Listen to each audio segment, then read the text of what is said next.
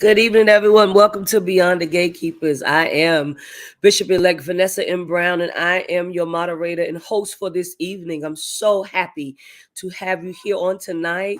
I'll give a great big shout out to our Facebook Live audience and to our YouTube audience, to our Twitter audience. I'm grateful for those that are on LinkedIn as well, who are going to be joining us on tonight. We are so happy to have you here. And so you all know what I like to do. This is going to be a great conversation, and I am sharing, and I want you to share. I want you to share on Facebook or whatever social media platform you are on tonight, listening to the show. Please share.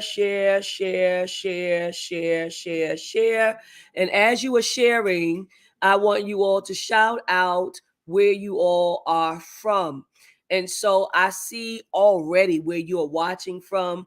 And so I'm going to make sure that I give you the great big old shout out you deserve. And so right now we have Brother Sean Jenkins here from Metro Atlanta. Thank you for joining us tonight, Sean. Maria Harris is here from Denver, Colorado. Welcome. Thank you, Maria.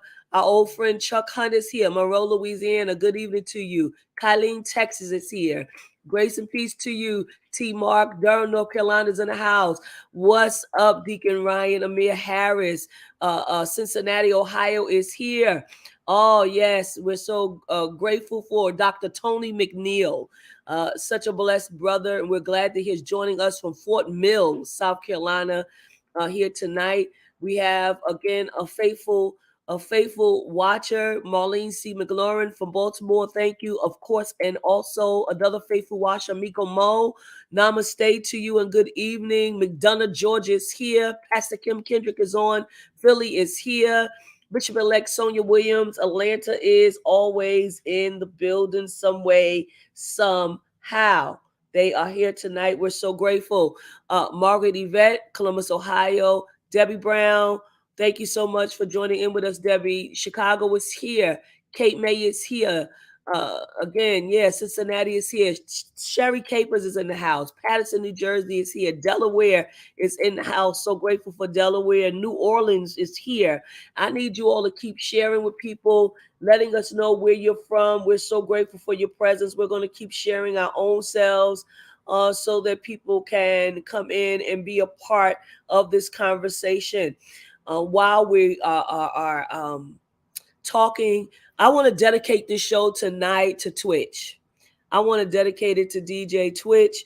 You all may have already heard the news that DJ Twitch is no longer with us, 40 years old. He was the DJ for Ellen DeGeneres, but before that, he did a lot of things, Dancing with the Stars, so forth and so on. And unfortunately, he is no longer with us, and we want to make sure that we send out bereavement to his wife and his children, his family, friends, everybody that loved him. And let me just say that we never know what is going on in somebody's life. This man was on, national television, even though Ellen is off, he's a very well-known young man. Just 24 hours, he put something up, I think it was on TikTok or something, Instagram. And, he was happy. He looked happy, but, everything is not always in a look. Right. And so I think that's why this conversation is also very important tonight. Everything is not always in a look. You don't always know the pain that somebody is bearing, what they are going through, the problems that they're having. I see you all. So very sad. It's correct. So very sad. It's correct. Let me just keep looking here, making sure that I have what I need. People are still shouting out. Brooklyn is here. Thank you so much, Brooklyn, for being here on tonight. We're grateful for your presence on tonight. Thank you so much, Brooklyn. Always showing up. We are grateful for you. Thank you so much for showing up. Boston is here as well. I'm going to keep sharing. I want you all to keep sharing on every social media platform. This is going to be a great, great, great conversation on tonight. We have some great people that are here with us. I'm sharing. I'm letting people know that we're here. I'm hoping that people are tuning in and are going to be listening to this particular broadcast on tonight. Franklin, Louisiana is here. I see you every time you say you here. I am here with you. New York is here. Brooklyn is here in the house. Long Island is here in the house. Indianapolis, yeah, y'all are coming through. I see you, Pastor Charles Waterson. Welcome. I see you, Dr. Pat Carson. Welcome.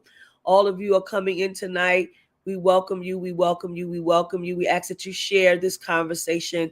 It's going to be fantastic. Again, this show is dedicated to DJ Twitch on tonight. And so without any further ado, I want to bring on our first, our guest for tonight. We're so grateful to have Reverend Dr. Jacqui Lewis here with us. She's an author, activist, preacher, and public theologian. I'm excited. She's got a great book out called Fierce Love. Reverend Dr. Jacqui Lewis, we're so grateful to have you here tonight. That book is an ebook and audio. We want you to start ordering that book. We're going to also give away a copy of that book tonight. Make sure you put hashtag Beyond the Gatekeepers. We're going to do it a little different tonight. Tonight, I'm just going to pick the person, but we still have to put hashtag Beyond the Gatekeepers. Fierce Love is the book. Reverend Dr. Jacqui Lewis is the author. She is here with us tonight. A bold path to ferocious courage and rule-breaking kindness that can heal the world. I love it. Dr. Jacqui Lewis, will you come and please greet our social media platform audience tonight? Hi. Hey. Hi. Hey, Bishop-Elect Vanessa M. Brown. I'm so delighted to see you, honey. How are you doing? I am doing wonderfully well. I am just so excited to have you here. Thank you This so much. book has a life of its own. I know that it was produced in 2020, but before we start talking, we can't go on without our Bishop-Elect, not Bishop-Elect, presiding Bishop, Flunder is here with us, Bishop Yvette A. Flunder. As a matter of fact, Bishop Yvette Adrian Flunder is here with us. She's the presiding prelate of the Fellowship of Affirming Ministries and the senior pastor of City of Refuge United Church of Christ in Oakland, California for over 31 years. Bishop Flunder, will you come and greet our audience tonight? Hey. Hey. Hey. I'm just more than tickled tonight. Let me say that the Reverend Dr. Jacqui Lewis is my sister, my friend, my colleague, my conversation partner in some real tight situations in hers and my life. Yes. We have sung together.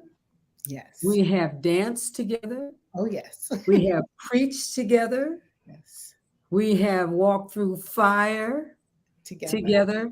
Yes. And we have kicked some unjust double butt together. Hello, that's correct. The rest of the story.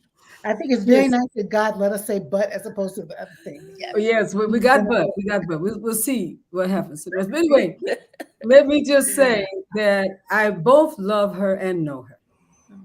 And I am so thrilled because her life is an object lesson in love and what it really means, not only to have extravagant grace and relentless hospitality, but also to bear the burdens and the scars that are associated with those realities and still come back again and again and again and again. She has my support. She always has had it. And she has my heart. She won my heart a while back in terms of our coming to be a part of her congregation and to sing. And I want to say tonight, particularly on behalf of my Jewish siblings who are actively also a part of her congregation and have been for quite some time, she found a gospel that was in fact radically inclusive and incredibly open, a gospel, one great gospel. And I'm so grateful to her. And so I met a whole lot of my friends who still identify as Jewish people. They did not have to, just like Jesus didn't have to unidentify. Right. They didn't have to unidentify either to be a part of that congregation. And I speak on behalf of a lot of the anti-Semitic foolishness that is in our atmosphere right now.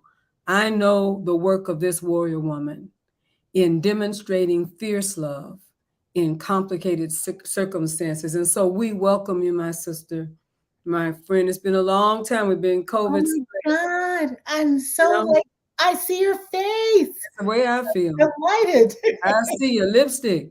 I mean, I'm a red lip. Mm-hmm. And I'm just happy, glad to see you. And soon, my prayer is that we will be able to hold one another the way we have in the past. So welcome, welcome, welcome to Reverend Dr. Jacqui Lewis. Welcome to the Gatekeepers. Thank you so much. Thank you, Bishop and Bishop-Elect, for having me here tonight. I'm so excited. We're so excited to have you. One of the great things about the holidays, because we are approaching all kinds of holidays, whether it be Hanukkah or Christmas or Kwanzaa, is the first is that they bring people together. Yep. And bringing people together is something that I know that Middle Collegiate does well, particularly during the holiday seasons and all the weeks in between, the Sundays and all of that. But I also know that the church burned down in 2020. Yes, that's right. In 2020. Yeah. And as it turns out, that also brought people together too. Yes, it did. Can you talk about first the fire and then what followed? Oh, thank you so much. Dr. Vanessa, Bishop-Elect Vanessa, I'm so glad to see you too, my friend. You know what? It's almost 2 years to the day. It was December 5th, 2020. I was babysitting my grandbaby, Ophelia, in New Jersey, and got a call like at 5:30 in the morning from friends screaming in the phone, you know, our church is on fire. And I did say, what, my church is on fire? And they're like, our church is on fire. It was the most surreal moment in time. I jumped in a car. I was at Middle 15 minutes later, and it was an inferno. It was unbelievable. Gothic Dutch Reformed building built to look like an upside down ship because the Dutch believe in ships. All of that wood, all the stone, just obliterated in this fire. 6-alarm fire that started in an abandoned building next to ours. It was the second fire in less than 9 months for that building. So their building was a chimney, and therefore the fire just went really fast and hot and burned ours down. And y'all, I can't unsee it. That's what I want to say. I can't unsee it. And part of the inability to unsee is, we're telling that story often, and we're looking at those pictures often and looking at the videos often, but also just the visceral etching on my soul of this, of our dreams, right? And our hopes and our fierce love engine, if you will, burning down. When I was in the car, people were calling me and saying, what are we going to say today? And I just kind of prophetically hoped no fire could destroy our fierce love. But it was a hope that day, right? Because I didn't know. But I will say, while the building was burning, people came and sat Shiva with us, if that's okay to say, my Jewish friends. They just came and watched and stood and drank hot chocolate and bought us coffee and sandwiches and set up a station so people just come by and have a wake, if you will, for the building burning. It kept burning for hours, for days. And it is true that our neighbors rallied, and you all of my friends around the globe even, sent us love notes and messages of kindness. And so the fire itself, I would say things I found in the fire were the incredible kindness and generosity of people who don't know you. Your church is like our synagogue, like our cathedral. We're here for you. Electeds, artists, regular folk who had been maybe to the after school program or been into a feeding program. It was like we found out that our parish was everywhere. Everywhere was our parish. And it also just was horrible. I'm not Pollyanna about how horrible it was that an asbestos removal not done carefully is why we're talking about my fire today. When your neighbors in a close place like East Village, New York, your stuff is my stuff, and people were not careful. So it's been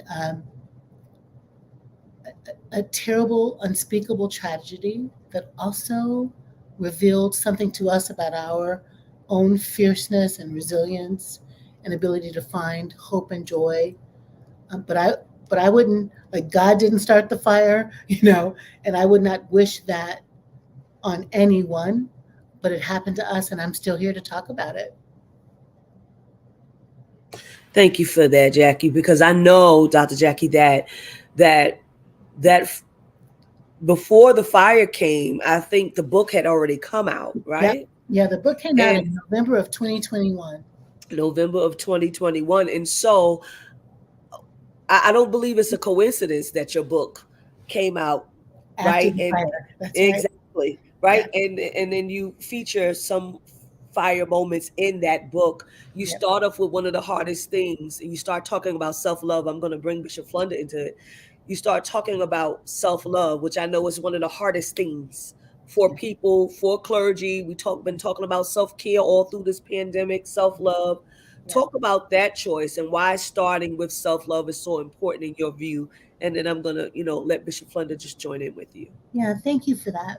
Thank you for that. And I respect my sisters so much, but if we were in a coffee shop, I'd be like Vanessa and Yvette. So just to say, if it's okay, I'm I've fine. I've known these women a long time. And, the book was supposed to come out in February, and we delayed it so that it featured the fire as a character. And I think then the fire is kind of a metaphor for all of the things that can scorch our souls, that can burn us up. For me, a family system that was full of love, but was also complicated and had some tempers and some, some sexual inappropriate behavior, and two parents from Mississippi who were poor, like my mama's mama's mama and my daddy's daddy's daddy, like are in the book in their stories, struggling and making it work. And also my wounded dad, sometimes wounding us, my wounded mom, sometimes wounding us. But I think the most important thing I do in the beginning of the book about self-love is to really call in our traditions. All the world's major religions, all of them, have something about love your neighbor as yourself. The Islam says, don't withhold from someone that which you need. Islam gets a bad rap, and there are certainly Islamists who abuse that religion like our white supremacists, white nationalists abuse ours. But don't withhold from someone that which you need for yourself. Judaism says you shall love the stranger because you were once a stranger in the strange land. Christianity says do unto others as you'd have them do unto you. Jesus, quoting Hebrew scripture, says love neighbor, love self. And the Sikh religion, our friend Valerie Kaur's religion, says don't do anything to break someone's heart. Can you imagine the bar? How high that bar is? Don't do anything to break someone else's heart. I believe that the world is on fire, because there are people who do not like themselves, do not love themselves, people who have not done the work of healing, who are wounded deeply by the world, running the world, and therefore wounding other people, hurt people. And so the starting place of this Fierce Love book is, what if we really did what the religion tells us to do, which is to love our neighbor as ourself. In the Greek, that's an equal sign, love neighbor, os, love self, exactly the same way. What would happen if we actually loved ourselves enough that our love of neighbor was extravagant, grace-filled, fierce, revolutionary love? That's not what we got. But I think if we got that, we could have a revolution that would change everything. 100%. That is not what we have. Bishop Flunder? In fact, not only is it not what we have, but it is what religion teaches us. Yes, right. By and large, it teaches us that we cannot please God until we throw ourselves on the pyre. That's right. And sacrifice ourselves in such way that we diminish and belittle and destroy our own safety, our own bodies, our own concepts of what we are worth and what kind of value we have. We call that humility. Yes. And it's a requirement. It is a requirement in so many faith paths, but you are absolutely right. I do also believe that we cannot love anyone, not completely, until we love ourselves. It begins, it's very much like me trying to rescue you from the water, and I have not learned to swim. That's right. That's right. And the truth of the matter is, Lord knows, I've had that experience. Bishop, she laughing because I have had that experience. There you go. So don't yes. come in here to help me and you can't swim. I mean, this is That's right. So put your own mask on first. They see on the airplane. That's right. On the airplane. That's right. Learn how to, and self-love is in so many ways diminished in so many faith paths. It's just like you're not supposed to do it. They think that it is the absence of humility and the presence of pride. That's right. But if I am made in the absolute image of my Creator, yes.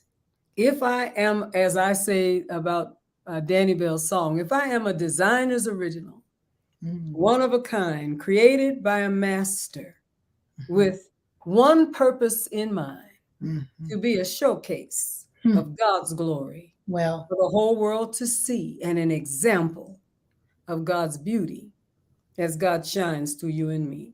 Amen. If I love me, I can love you. Right. If I hate me, I can assure you that I will not love you right. Those two things do not go. So you are just so, that's where it begins. That's the heart of this book. And that is the heart of the gospel as well. It really is, Yvette. And, you're right. Like, as little people growing up in the church, especially, like, there's a whole nother conversation about not church, let's say, but growing up in the church, it feels like we've been taught self-abnegation, especially girl children. Let's be really honest. The way you prove that you're a child of God, a woman of God, is how much you can suffer and struggle and sacrifice. As an oldest girl child in my family, like, I am doing all the things while the young men watch football. This is my job. This is my duty. This is my way to be. And I'm not saying that there's anything wrong with self-sacrifice. Self-sacrifice is Jesus washing the disciples' feet. But Jesus loved him some Jesus too. I'm clear that he did. You can tell by the way he was self-composed, by the way he leaned on his God, by the way he understood his worth in the world. And I really especially want communities of color, communities of queer people, communities that are on the quote so-called margins to think to themselves, what you said, like, I am awesomely and wonderfully made in the image of God. The psalmist says in 139, I am a little bit like God, the psalmist says. And people try to act like that's not what it says, but it is what it says. God has put us right above the angels, underneath God's care. The world looks at us and sees what God is like. It's almost sacrilegious to not love ourselves. And that we have this theology of worm, I'm not worthy, God doesn't really like me, I am mud under the shoe of the holy. Where did that come from? I suspect it comes from the places where folks wanted to control the masses. We have to get over that.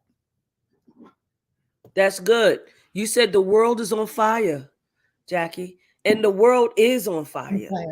But I see fierce love as a kind of spiritual water. Yes, it is. To put that fire out. Yes. But let's talk about all the ways that the world is on fire. Yeah. And I know Bishop Flunder is going to want to talk about all the ways that the world is on fire, all the things that we see that's happening in our government, all of the nationalism that we see. We could go on and on with the list. And then I want to talk about the ways the world is on fire. And then I want to talk about the ways fierce love can put that fire out. I think we've already been talking about it, but let's say some more about that. The world being on fire. The world is on fire. Bishop, do you want to talk about that? Well, it is, we face it every day. Yeah. It has everything to do with people who came to power at other people's expense. Yes. And there's a certain grief in that community and the idea that there will be retribution from those communities have diminished. And so they live in constant fear of women who have been abused, fear of people of color who have been abused, fear of people who are LGBTQI plus who have been abused, fear of books that talk about women's power or gay power, right. Fear that their children will grow up and hate them.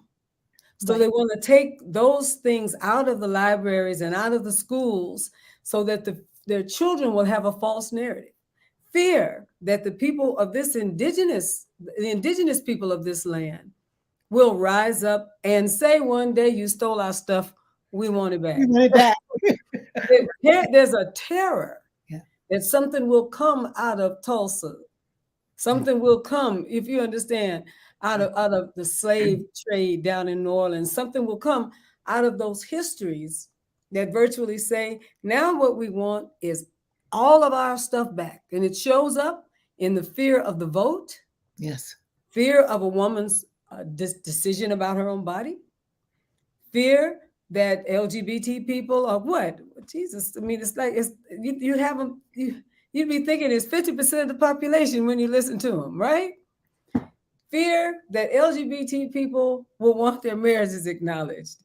This is the craziest thing ever. And imagine that coming from Clarence, Please. whose marriage was also not at one point considered valid in the United States. 1967, Loving versus Virginia. Come You'll on, check the sis. legal clearance. So you forgot about Loving. Don't let Loving out of your history here, brother. But you want to do Loving to somebody else. I mean, it is amazing to me. So all of that is the fear that is associated with people knowing they have blood guiltiness Yes. in their history. And they are going to have to reconcile that and love the hell out of their history by doing the right things that need to be done now. Acknowledge it, yeah, and change it. That's so right. that kind of foolishness, that kind of hatred ends with you. Now, that same power that they're using to destroy those who have been destroyed over and over again is power that can be used for self-love. And self-love is very different than power seeking. That's right. What it is that Reverend Jacqui is talking about is the acknowledgement of self that takes into consideration that I carry in my bloodline a whole lot of crap, but it stops with me. Amen. That's right. That is the power of what it is that this woman of God really brings into our atmosphere. Oh, thank you so much, Bishop. You know, you've been to South Africa. I've been to South Africa. We've paid attention to the Truth and Reconciliation movement. What's missing in this context is truth, right? The truth will set you free. The truth will set you free. And one of the things that I do in the book about love of self, fierce love of self, is a whole chapter on what does it mean to tell the truth about ourselves to ourselves, right? I mean, I can move in the world as a facade, as a persona, as a false self, which I believe, Bishop, the kind of description you're making about, let's say, oppressive systems being run by oppressive people, I think at root is insecurity. I think at root is a lack of self-knowledge, is a lack of self-worth. When I say hurt people, I mean actually wounded people wound people.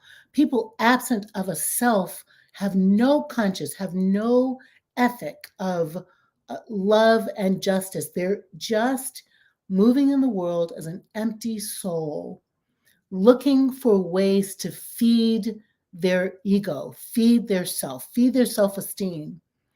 And, you know, let's do history for a second. Let's oversimplify, but do it. Let's think about the ruling class in Great Britain, let's say, who are feeling oppressed by the monarchy, right? We're kind of high class and we have land, and you, monarchy, are oppressing us, right? So wealthy people feeling oppressed by the monarch, which drives them to independence. And we're going to get in boats and go to find out where we can make a land of the free and home of the brave. Again, oversimplified in case folks are going to criticize me. So the trip across the land, across the ocean to a new land that is already inhabited by people, you're not discovering any damn thing. You come here and you are looking for freedom, but you can only have the freedom at the expense of the people who are already free. Because you brought with you your own stuff, right? You brought with you your own feeling of left outness, put downness, unworthiness, not getting what you need. You brought the hole in your soul across the ocean with you to a place where, in order to satisfy yourself, to fill your soul, you killed the ones living here and stole their land. Do you see what I'm saying? So you consumed, you cannibalized, you inhaled the freedom of others to get your own freedom. And when you got done with that, were you free? You weren't free, because you were enslaved to your hatred and you were enslaved to your biases. And that is, to me, a macro description of the micro thing. I'm a white man running a company, and my mom and daddy didn't make me feel strong. And I only feel strong because I'm making policies and practices against queer people, or I'm making laws against women, or I'm making rules against Black folks. I'm holding on to property and policy and decision making because I feel like nothing inside myself. And the only way I think I have power is to power over you. It is absolutely the truth that the folks who feel disenfranchised and believe that the way they chew up the lives of others will give them power, this is where God's law ain't about that. And you are never going to feel free, and you're never going to feel juicy, and you're never going to feel joyful. And instead, you have to keep on cannibalizing other folks' lives, and you're still inside yourself a hole in your soul.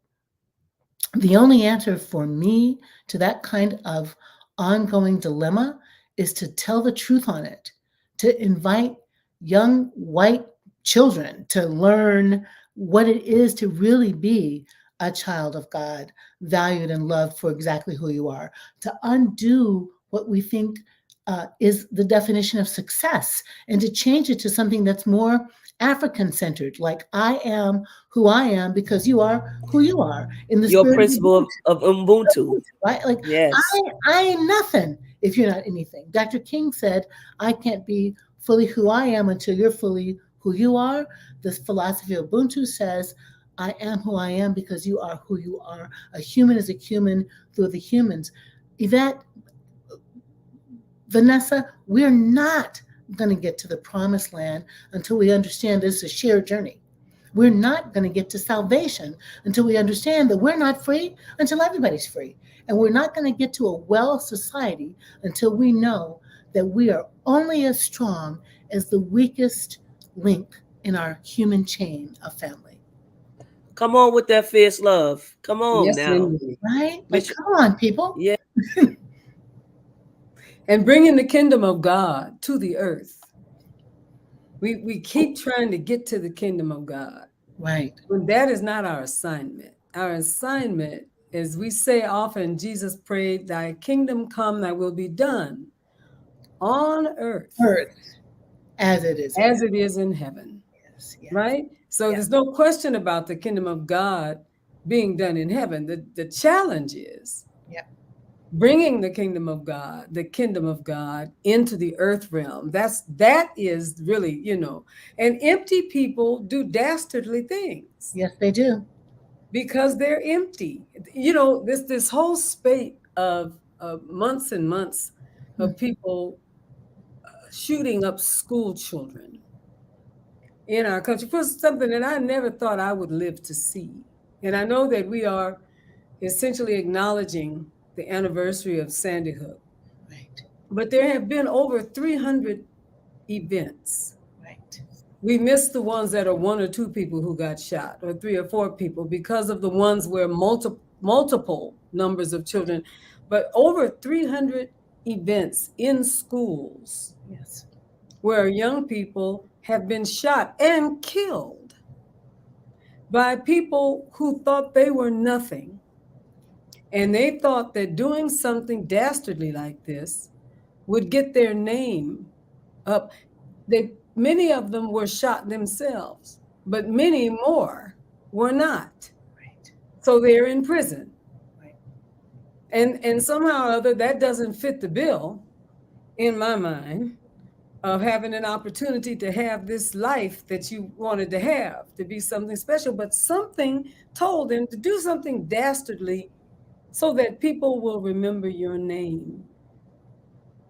We don't remember, by the way. And the truth of it is, if they had some idea that you can do something great and powerful and wonderful and also be remembered. Right.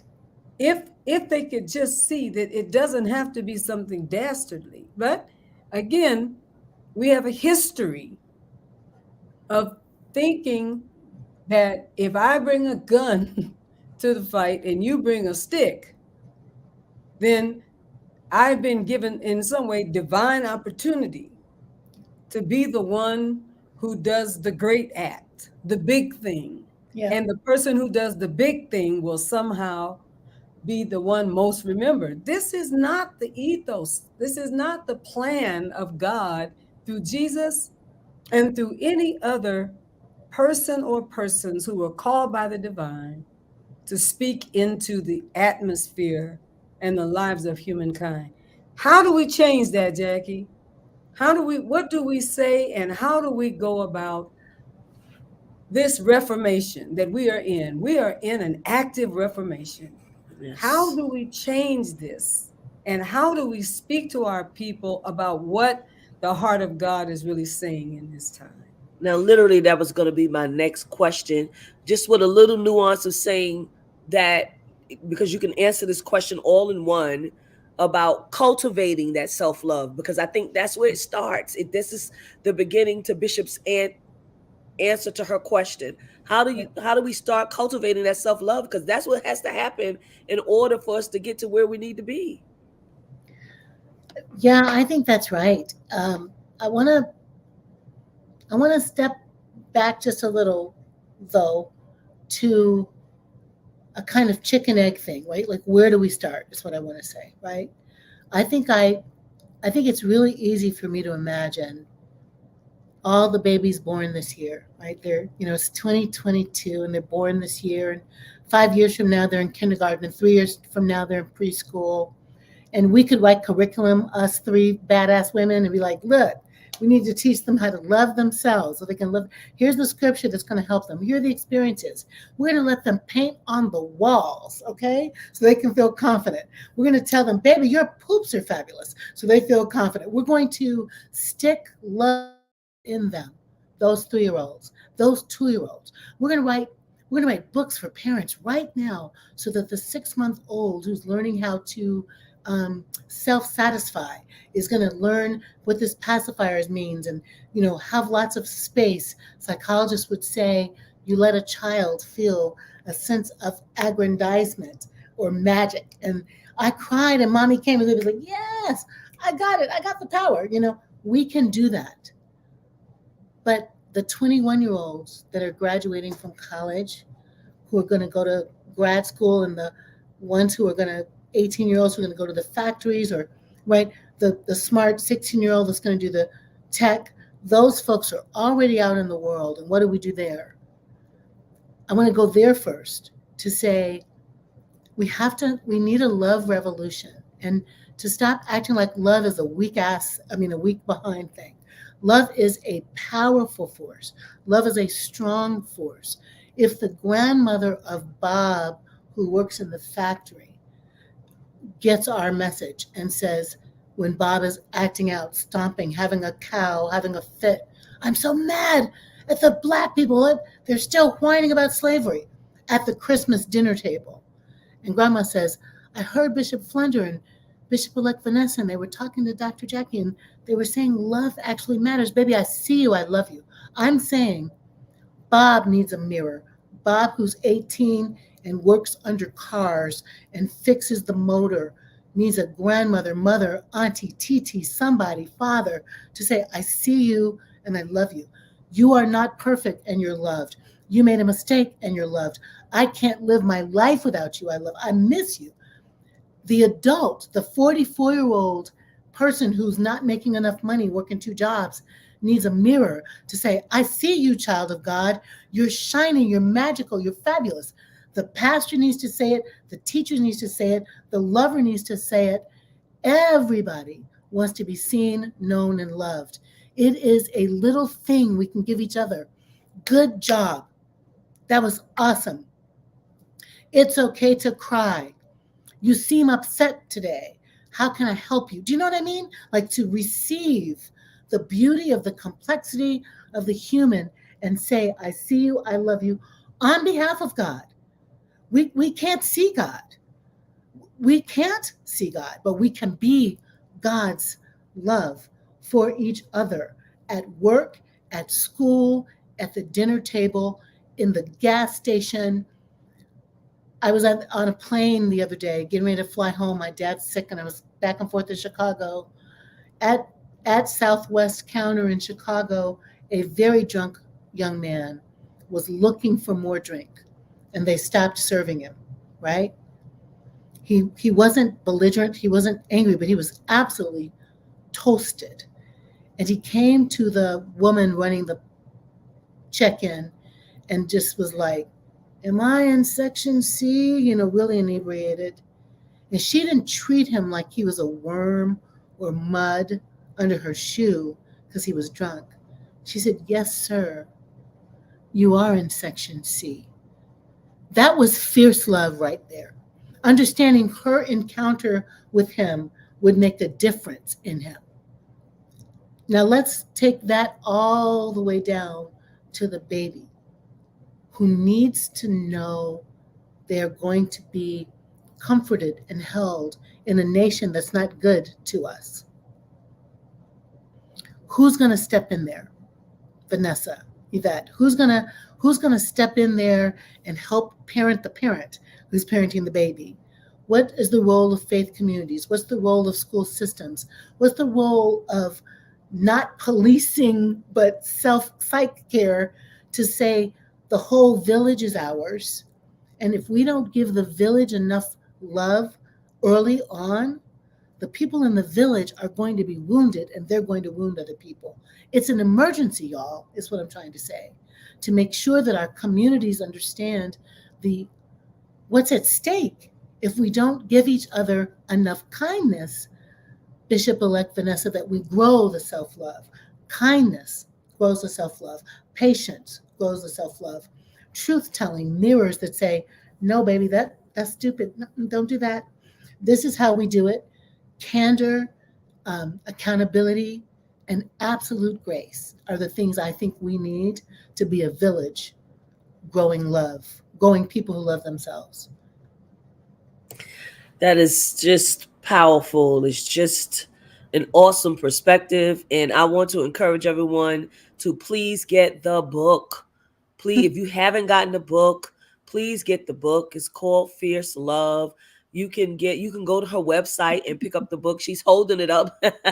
It's so wonderful. Thank you so much. It's available in paperback, ebook, and audio. You can go to her website at Jacqui Jacqui, Yep, right? that's it. JLewis.com/books. It's there. You can go and get the book. We're going to give away a copy of the book tonight. I just want to make sure that I reiterated to that. Bishop Flunder? So I know for a fact that there are people who are listening to us tonight who are going to say something along the lines of, "I live with a fool." Yep. A complete fool. Now, if you have never had a fool up close in your life, God bless you. Mhm. Perhaps keep living and you find out that there are some fools, okay? Perhaps fools in sheep's clothing that have yet to make themselves revealed. And I can hear someone saying, "I want to love this person," like Reverend Dr. Jacqui, our sister Jacqui, is recommending right now. But frankly, I've had it. Mhm. I've endured it since Jesus was a baby, and Mhm. I have had it. I've gone as far as I can. Yeah. And I think that in the ways in which I can hear that, I can think of it having to include folks on your job. I can think of it having to include some family members, Mhm. particularly having to include the way you show up in life is constantly diminished in some way. Yeah. And I believe that there is a message in the message, Yeah. and that is love for people does begin with self-love. Yes, it does. I believe that that's what the preacher is saying to us tonight. To fiercely love yourself also will include knowing when your loved self Right. has frankly had enough Yep. of being in an environment where you are not being loved. Essentially, let me say it another way. Self-debasement, the kind of self-sacrifice that destroys you, destroys your body, destroys your mind, destroys your sense of self. When we allow people to treat us that way, we don't love them. Right. That's right. And we That's don't not love ourselves, right? That's right. We're not loving them when we do that. We are not loving them because we are not helping them to become their best and highest selves. That is Not only we're not letting ourselves do it, we're not letting them do it. So I can hear it in my spirit, somebody saying, well, I'm trying to love them. But frankly, I want to take them to the head of the stairs, give them that push, and send them on into their what's next. Now, before you push them down the stairs, inside yourself, hear what this teacher is saying to us tonight. That self-love does not mean self-immolation. That's not what we're talking about. We're talking about self-love such that you care enough for yourself not to allow yourself to be dismissed and diminished and destroyed, but you also care enough for other people not to diminish and destroy them. There's a powerful message here. Don't miss it. It's life-giving. Ooh.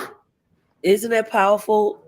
Just both of you all. But Jacqui, you lay out 9 daily practices that lead us to this fierce love. Yeah. You went all the way back. You went back to your roots, to our roots as Africans, as indigenous of Africa, and these are Zulu philosophies that you walk us through. Yeah. Right. I just want to say to the people that it's imperative that we do something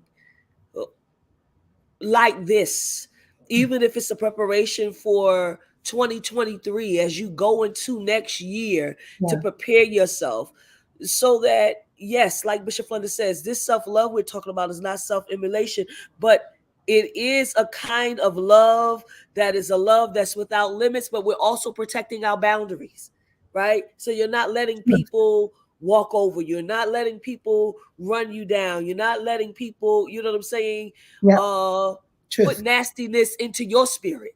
Truth. Right? Because if we're all supposed to be, if I'm a part of you and you're a part of me, we've got to do this journey together. I am who I am because you are who you are, which is to say that the transaction, and it is, the dynamic is interconnectedness. I am, my liberation is tied up in yours. My flourishing is tied up in yours. My wellness is tied up in yours. My living is tied up in yours. Almost like bishops, like we're one organism and we're pretending like there's something between us, that skin, but like I can't put in my mouth what's not good for my gut. I can't put in my soul what's not good for my mind. In a way that we are one human organism, what happens to you also happens to me, but what happens to me happens to you. And I want to center us right now. I really feel you inviting me to say that, and I want to say that. I found this young poet, Rudy Francisco, young Black poet, who says, perhaps we should love ourselves so fiercely that when others see us, they know exactly how it should be done. And that quote made me think about Ntozake Shange's, I found God in myself and I loved her fiercely. Like we could, we are theists, we are God people. So let's talk about it that way for a minute. If I am the temple of the holy, if God is love and those who live in love live in God and God lives in them, if God lives in me, how dare I not treat myself like it's the house of God? Like, come on. Like what? I'm going to not eat well. I'm not going to sleep well. I'm going to abuse this temple of God. I'm going to treat this temple of God like it doesn't matter. That's a sacrilege. That's a way in. You stand in the mirror and you might feel puffy that day. You might feel stank that day. You might feel low self-esteem that day. You might feel horrible that day. But a simple reminder, I am. where God lives. I am. God is pleased with me. God didn't make any junk. All the ways we learned this growing up that we want to, don't act like that's trite, that's serious. I am clay formed by the master, to quote my friend Yvette's music. I am shaped in the image of the Holy One, the holiest of holies. Right here is the temple. Do not put crack in here. Do not let somebody punch you around. Do not let somebody treat you like doo-doo, because you are then letting them treat God's vessel like that. Is the kind of urgent calling I want to put in. And if you're having a bad day or you're not sure you think you're in the image of God, truly you are. But if you can't buy that day, look in the mirror and say, is there any reason that I can't love myself today? Right. If so, let me rebuke that, because I deserve to be treated like a good human, because I am one. And if we teach our babies that, I saw a teacher one day putting his little kindergartens in the mirror. Say something. I am Bob, and I'm a mathematician, and I'm wonderful. That's right. I am Jeanette, and I am a singer, and I'm amazing. We've got to teach our little ones, and we've got to remind our old ones that we are shiny and sparkly, and we are flesh. To do Toni Morrison, that we should love this flesh because it deserves to be loved.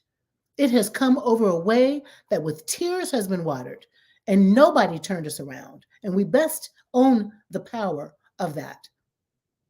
I like that. Is there any reason why I cannot love myself today? Today. That's a great question to wake up and ask yourself. Is there any reason why I can't love myself today? Right. And hopefully the answer will come back, no, there is no reason. And right? if for any reason the other one tries to sneak up in there, well, yesterday you lied to your husband, or yesterday you didn't do a good job at school. That's yesterday. This is today. And God's mercies are new every morning. And why can't our love for ourselves be new every morning? That's good. Bishop? Can I say something to you that it's a practice of mine? Because every so often when something creeps up, because I'm a bit of a, I can be a critic sometimes with myself, more so than other people. I have another persona that talks to that person. Oh, yeah.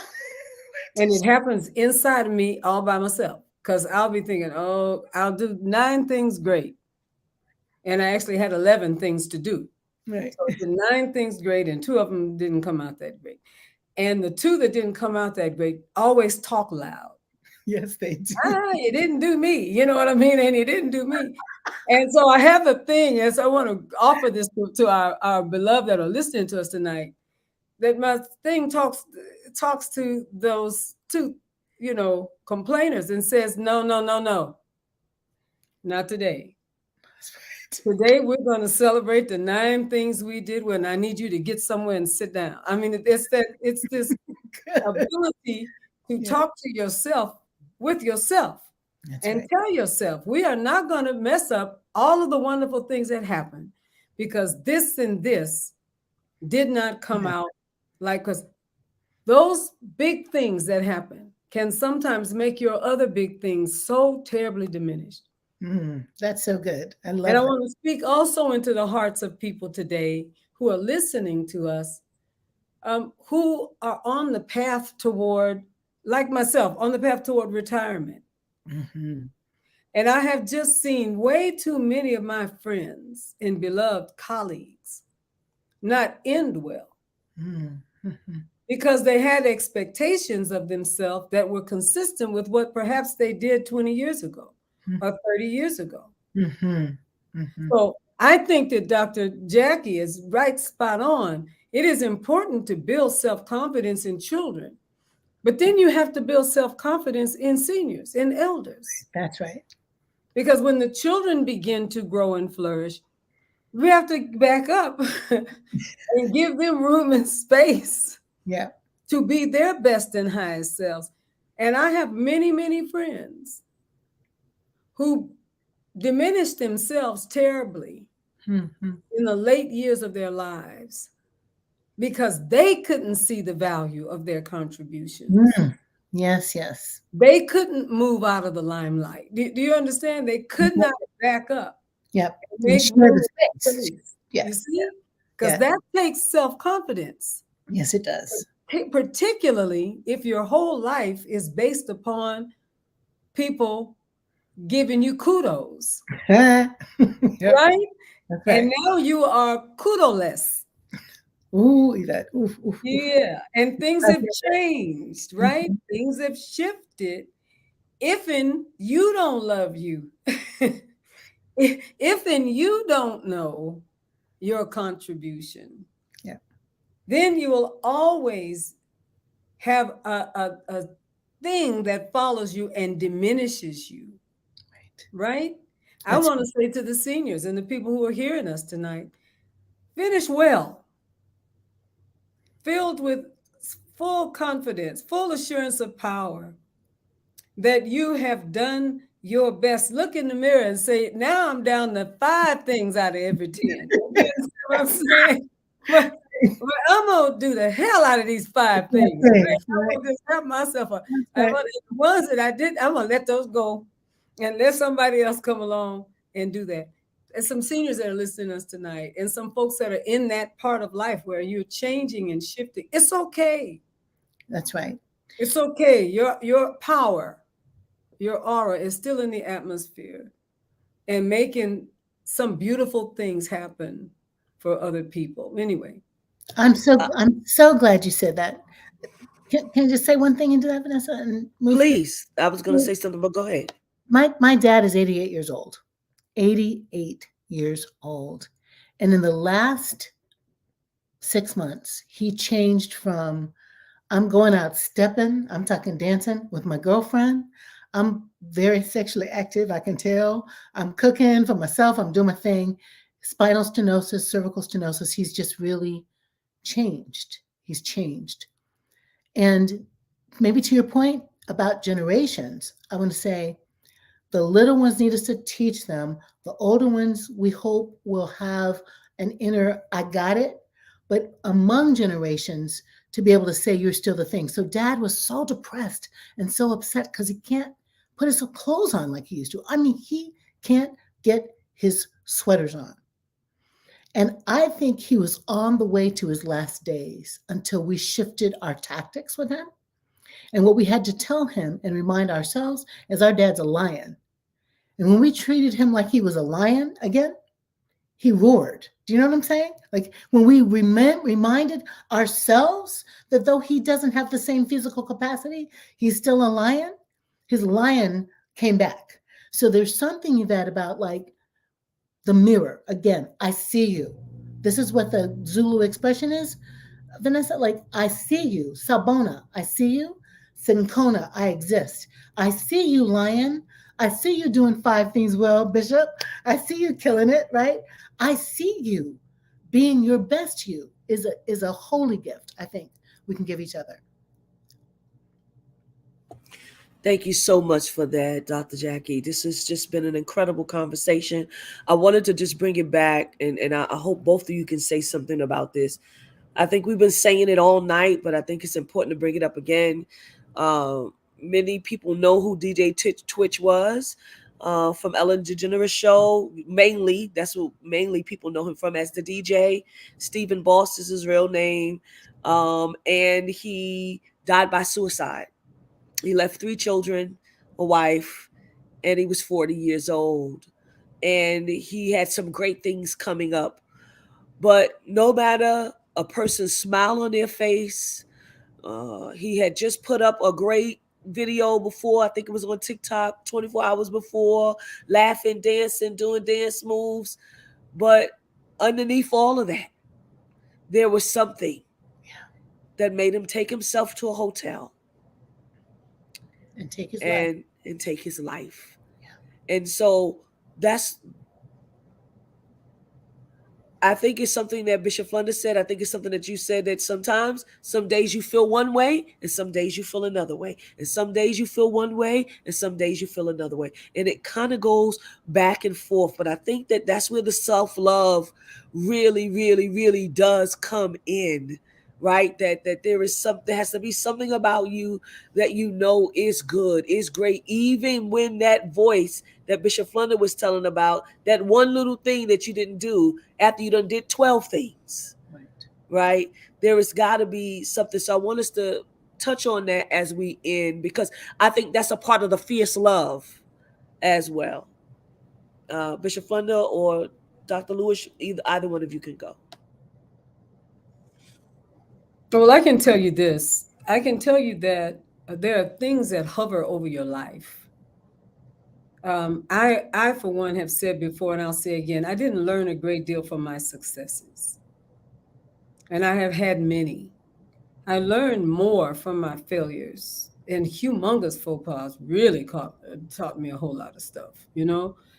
It took me a long time, however, to learn to celebrate them, and especially to take them back from the people who knew the mistakes that I made. And when I say take them back, I mean that there are people that know the mistakes that you make, and they hover over your life. We don't know what hovered over his life, Right. because we just don't know. We don't know.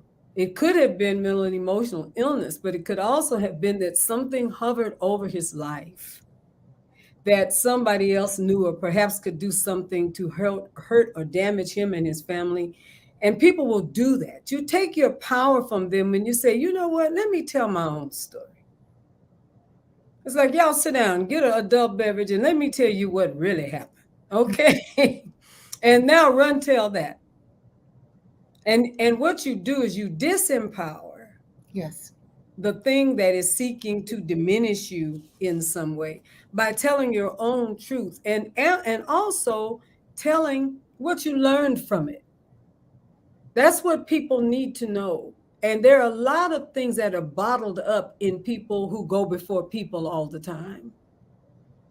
And their other self never gets to come to those moments. I'm talking about preachers, actors, singers, performers.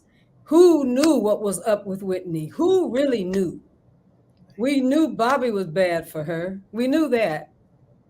But we did not know that she would end in the way that she did, that her baby would end in the way that she did. And the baby's boy, if you understand what I'm saying, it's just a multiple list of catastrophic realities that are floating on the waves of trying to pretend that you got all that and everything is okay. If you could say anything to anybody that is struggling like that, I would say, tell your own truth. And the people that leave you because of your truth, they're not yours anyway.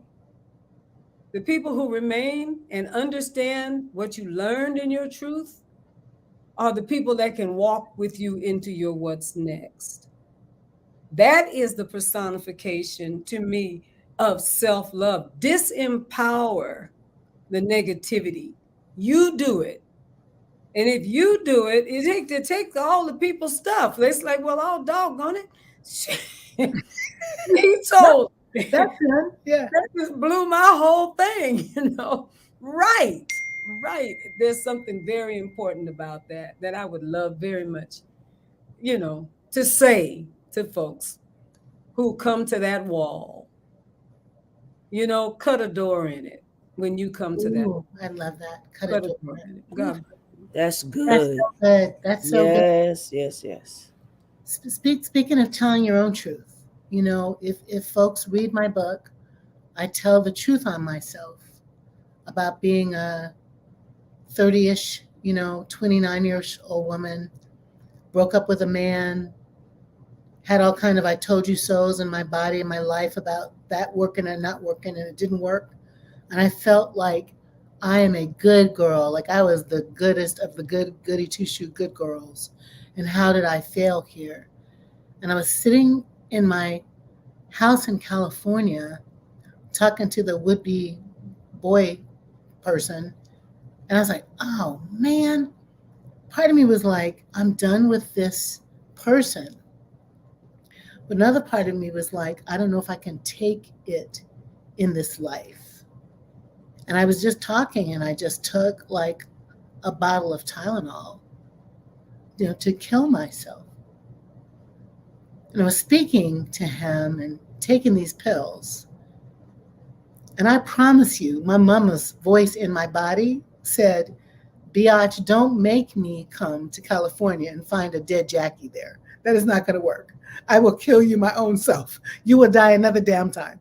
Like her. So what I'm talking about is something she had put in me ultimately resuscitated itself. And I was like, dude, I got to go. You can, whatever, boy, I got to go. And called the ambulance and, and saved my own life, right? I didn't want to die, but I did want something different. And that was the bottom I hit. So what I'm saying is life is crap sometimes, y'all. It just is. And I hope there's something inside you. Like some people are going to kill themselves because they're determined to do it. But a whole lot of people, before they kill themselves, they're communicating, they're asking, they're showing. So let's pay attention. Let's go to the hotlines and read the stuff and know when your child is acting away, or your man is acting away, or your woman's acting away, or your friend's acting away, to really be curious and get in their business and see if you can help. I'm saying that.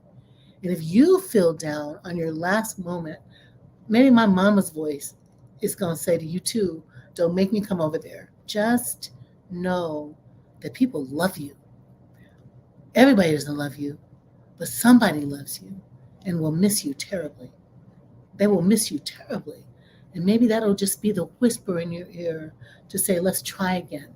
Let's just try another day. So powerful. Amen. Bishop, you have something else?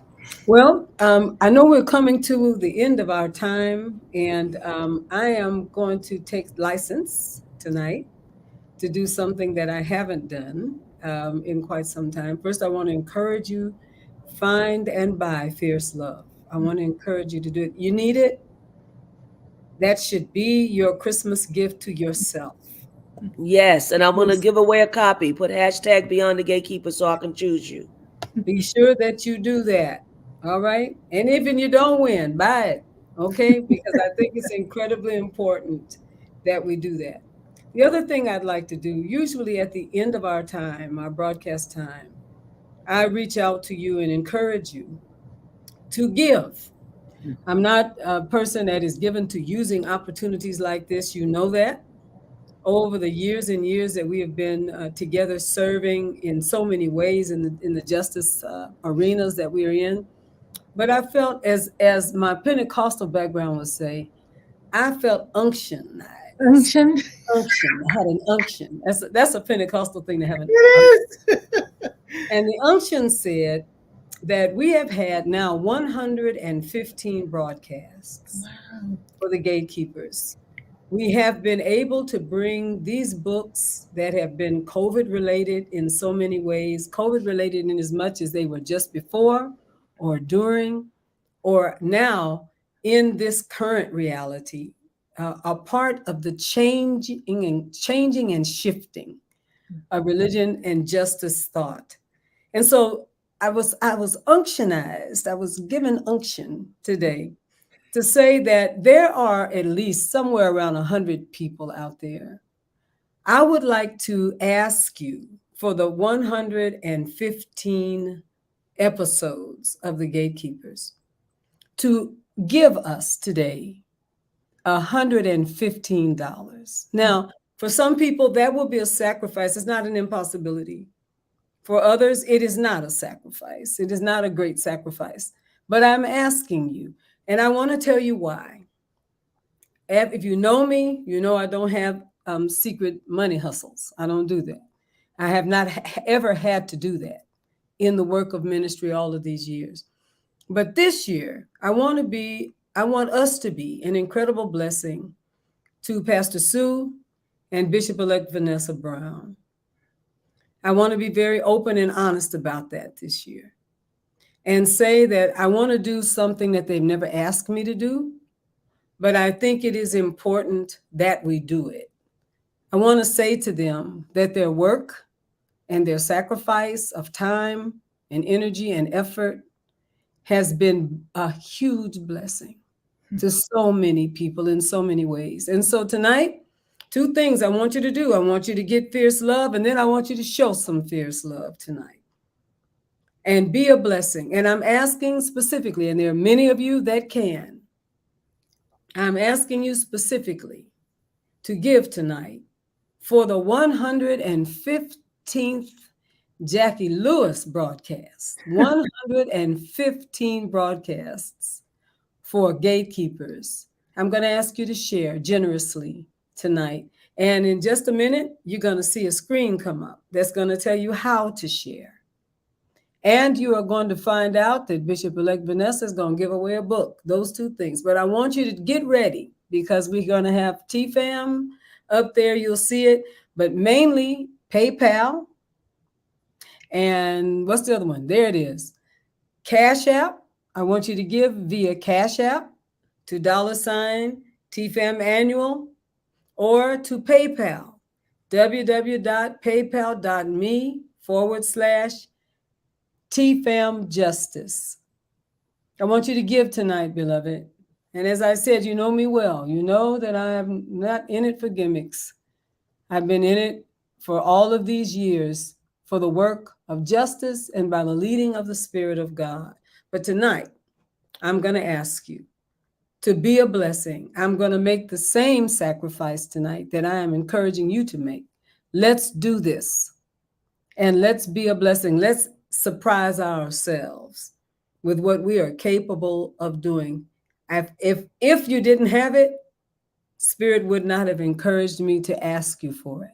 But I'm encouraging you tonight to be a blessing. Let's thank Bishop-Elect Vanessa and thank Pastor Sue Weebly Scott for the wonderful donation of time and energy. God bless you is my prayer. And we'd like for you to join us. Bishop Flunder and the Fellowship of Affirming Ministries would like for you to join us for our TFAM Holy Convocation 2023, Miracles, Signs, and Wonders. We will be in Atlanta, Georgia, July 5th through the 9th. Registration is already open. You can download the TFAM app on Apple as well as you can download it on Samsung. On your Android rather. So that's going to be quite wonderful. General early registration is $150. General registration regular is $175. If you register early, it ends May 1st. If you register after May 1st, it's $175. It'll end July 1st. If you register on site, it's $200. If you're only going to do daily registration because you can't go to everything, it's $65. We're going to be at the Sheraton Atlanta Hotel, 165 Cortlandt Street, Northeast Atlanta, Georgia. Room rate is $129 per night. There's a first night deposit, which is non-refundable.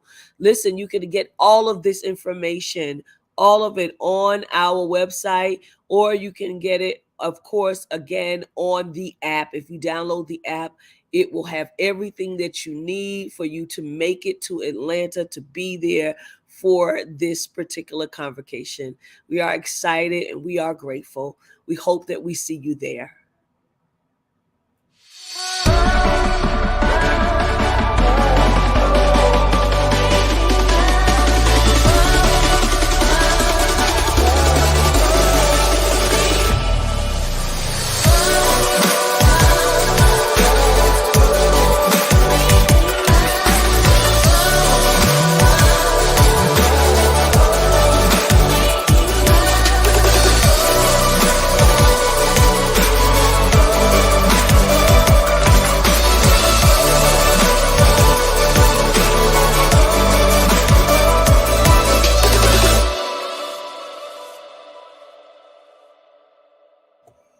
Thank you, Bullet in Flight Radio, for your great work. If you want to listen to Beyond the Gatekeepers, you can hear us on Spotify. You can also hear us on Bullet in Flight Radio. All right, make sure you get that book, Fierce Love. Make sure you're putting hashtag Beyond the Gatekeepers so that we can give away that book on tonight. It's available in paperback. It's available ebook. It's available audio. You can go to Jacqui Lewis's website. It is JacquiJLewis.com. That's JACQUI rather, J Lewis, LEWIS.com. We are excited. Make sure you put /fierce-love. Such a great book, such a powerful book, such a transforming book, such a life-changing book. And so we want you to do that on tonight as well. All right, I think I'm supposed to say another announcement. Courtney Brown, PhD. She's the author of a book, Help, I've Fallen and I Can Get Up. Help, I've Fallen and I Can Get Up. You can get that book. Copies are available at www.beyondthewallsoutreach.org. That's www.beyondthewallsoutreach.org. Rim Fellowship United Church of Christ, where their senior pastor is Bishop-Elect Sonia E. Williams, is inviting you to join them on Tuesday night for Bible study, Wednesday morning for prayer, for children's church. Their services on Sundays start at 1:00 p.m. All are welcome. You can get more information on RIM if you go to their website at www.rimatl.org. That's www.rimatl.org. Bishop-Elect Sonia, we appreciate you so very much for supporting us every week. God bless you. And we have Antonio Mattier. He's the lifestyle realtor. He is saying, donate to your church, give to your church while accomplishing your goal of home ownership. Lifestyle Global Properties will donate 10% of the commission earned from your real estate transaction to your choice of COR or TFAM in your name when you do utilize their brokerage to purchase or sell a property that's residential or commercial in California or Georgia. Please contact Antonio. His number is, not his number, but his email address is Antonio@AntonioMattier.com. That's Antonio@AntonioMattier.com. His website is www.AntonioMattier.com. And we have the Healing Place Apothecary, where Nubian Flunder is the founder and LAC. She is also the daughter of our presiding bishop. Please support Black businesses. Please go to our website at www.THP, which stands for the Healing Place Apothecary.com. That's www.THPapothecary.com. Support Black businesses. We have Sky Michelle's Teas and Things, where a kid is the boss. Please support Black businesses. She has a collection of T-shirts. You can look at her website, again, www.skymichelle.com. You can follow the little girl on her Facebook or her Instagram, which is @IamSkyMichelle. Please support Black businesses once again. If you want to advertise with Beyond the Gatekeepers, we're still here. We're so grateful for our 115th episode, and you can advertise with us by sending us an email at beyondthegatekeepersshow@gmail.com. I want to give people the opportunity to make sure that you're putting hashtag Beyond the Gatekeepers. I'm going to choose one person, and when I choose you, I'm going to ask that you go into the Beyond, if you win, that you go into the Beyond the Gatekeepers messenger inbox and make sure you put your full name and your address. And so tonight, as we look and we see those that have put hashtag Beyond the Gatekeepers, I see Dakita Marshburn. Dakita Marshburn, you are the winner tonight. Thank you so much for supporting Beyond the Gatekeepers. Please go into Beyond the Gatekeepers inbox. Make sure you give us your full name and address. We will make sure that book gets to you. We are grateful for all of you on tonight. We will be back on next week. We say God bless you, and we will see you on next week.